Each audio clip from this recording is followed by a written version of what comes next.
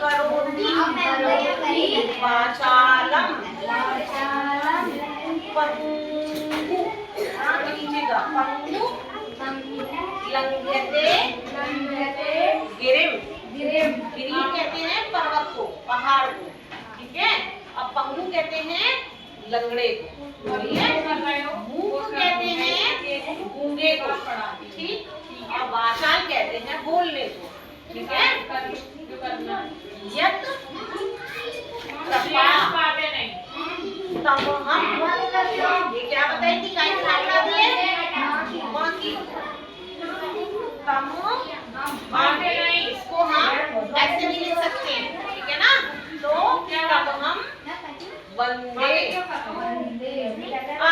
जब श्लोक में अधिकतर क्या होता है बड़े बड़े संस्कृत में बड़े बड़े शब्द एक साथ आते हैं ठीक है। तो उनको एक साथ लिख तो सकते हैं पर बोलने में थोड़ी दिक्कत होती है। तो हम लिखेंगे एक साथ पर बोलेंगे उसको टुकड़ों में तोड़कर जैसे परमानंद माधवम परमानंद माधवम। तो इससे क्या होगा हमें पढ़ने में भी आसानी हो जाएगी और लिखने में भी आसानी हो जाएगी ठीक है।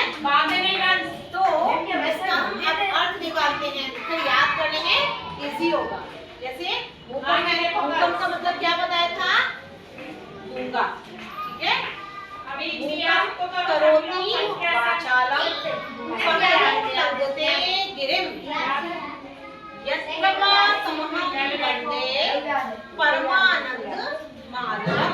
इसका मतलब है कि जो जिनकी कृपा से यानी कि भगवान की कृपा से क्या होता है मूक मतलब जो गूंगा होता है वो भी बोलने लगता है।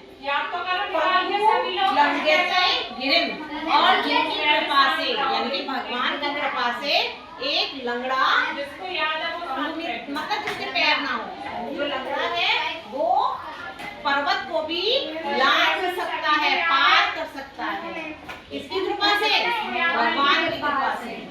यह कृपा तमहम वंदे ठीक है।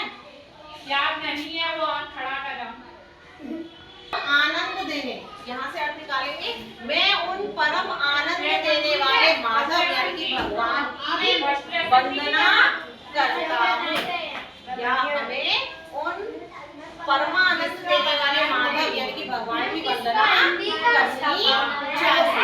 तो मैं एक बार इसको अच्छे से गाकर बताऊंगी इसको बोलेंगे ठीक है ना।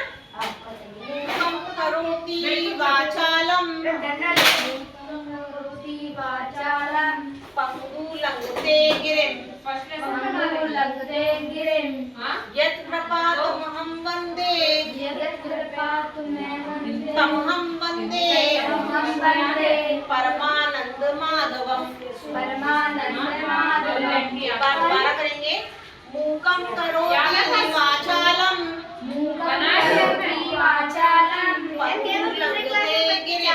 पंगु लंघ्यते गिरिम यत् कृपातमहं वन्दे परमानंद माधवम ठीक है। तो इसको भी आप लोग याद करना ठीक है कंठस्थ।